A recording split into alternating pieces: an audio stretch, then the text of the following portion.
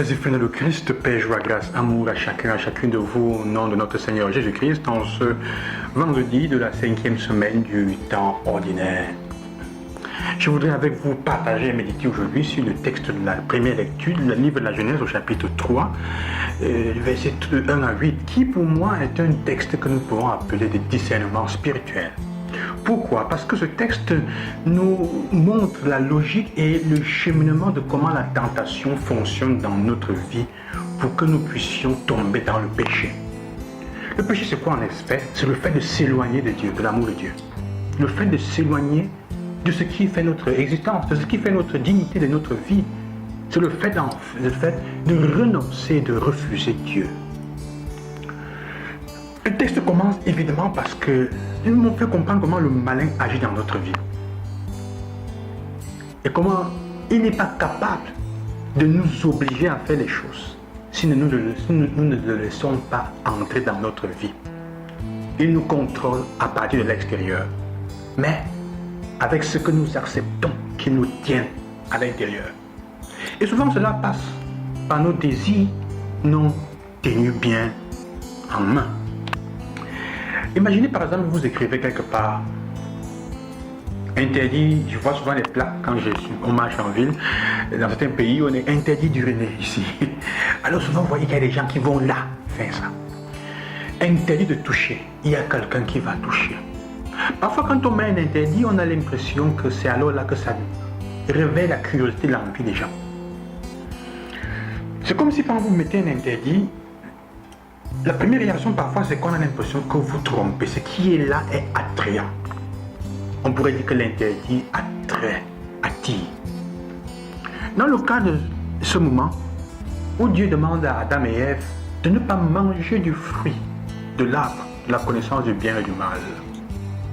Il faut comprendre que le sens de connaissance du bien et du mal ici n'est pas que la question de connaissance, de savoir ce qui est bien et ce qui est mal. Ce n'est pas un problème.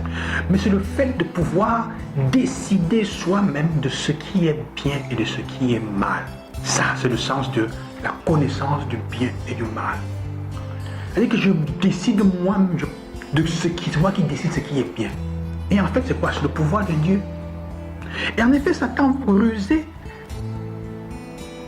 probablement cueille dans le cœur de l'être humain, de l'homme et de la femme, cette doute, entre guillemets, cette tentation qu'ils pensent que Dieu leur cache quelque chose, que Dieu les a trompés. En effet, il dit quoi? Alors Dieu vous a vraiment dit, vous ne mangerez d'aucun arbre du jardin. Il dit un mensonge ou une demi-vérité. Dieu a dit que vous ne mangerez d'aucun arbre du jardin. La femme aurait dû répondre, non, ce n'est pas vrai. Allez lire. Et vous voyez que Dieu a dit, tu mangeras de tous les arbres sauf de celui-ci. Et comment il n'a pas dit vous ne mangerez d'aucun? Il leur a donné tout en mettant une restriction. Et il va dans leur cœur, il fait le tout. Il y a un mensonge. Il dit, il vous a dit de ne pas manger tous les arbres. La femme répond, nous mangeons les fruits des arbres du jardin, c'est vrai. Mais pour le fruit de l'arbre qui est au milieu du jardin, Dieu a dit, vous n'en mangerez pas. Vous n'y toucherez pas. Un autre mensonge. Dieu n'a jamais dit de ne même pas le toucher, l'arbre. Mais la femme, le fait d'entrer en dialogue avec des gens, le malin qui la porte des gens en erreur. Le premier pas de la tentation pour nous conduire en erreur, c'est déjà le fait d'accepter de dialoguer avec ce qui est mal. La possibilité que ce qui est mal puisse nous dire quelque chose de bien. Alors le dialogue continue en disant non. Il sait que si vous mangez ça, le jour où vous en mangerez, vos yeux s'ouvriront. Vous serez comme des dieux. Mais mes frères et sœurs, le texte de la Genèse au chapitre 2 nous dit qu'il nous a fait comme lui, comme Dieu déjà. Le Psaume 8 nous dit qu'il nous a fait un peu moins qu'un Dieu. Il nous a fait à son image et à sa ressemblance. Il nous a fait comme lui, comme Dieu. Mais dans notre cœur, dans nous, il y a cette dimension de vouloir être, ou plutôt prendre la place de Dieu. Ça veut dire décider nous-mêmes du sort de tout. C'est cela que nous comprenons la question de Dieu. Comme omniscient, omnipuissant, mais aussi surtout capable de décider de sa destinée en tout et pour tout. C'est la maladie du monde aujourd'hui. C'est ce qu'on reproche à l'Église. Qui es-tu pour me dire ce qui est bien, ce qui est mal, ce que je dois faire, ce que je ne dois pas faire? Je décide moi-même ce qui est bien, ce qui est mal, ce que je dois faire. Le monde nous trompe en disant cela. Tu peux décider, tu as le droit. Ce n'est pas péché. Si ce que tu fais est bien pour toi, ce n'est pas un péché. On est en train de dévier.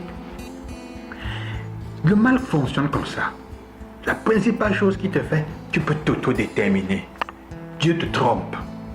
Il t'enlève la confiance. Il met le doute sur le bien, sur la bonne volonté et la bonne intention de Dieu à ton égard.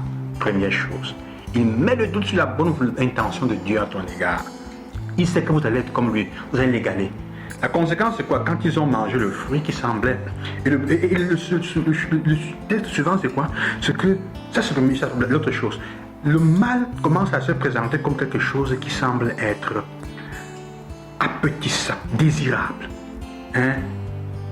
savoureux, agréable à regarder, et que ça peut te donner l'intelligence, c'est-à-dire que ça peut t'ouvrir la vue, ça peut t'aider à comprendre la réalité, ça peut t'aider à gouverner la réalité et à comprendre mieux les choses. Tu as l'impression que le mal est appétissant pour ça, parce qu'il te donne pouvoir sur la compréhension de l'univers.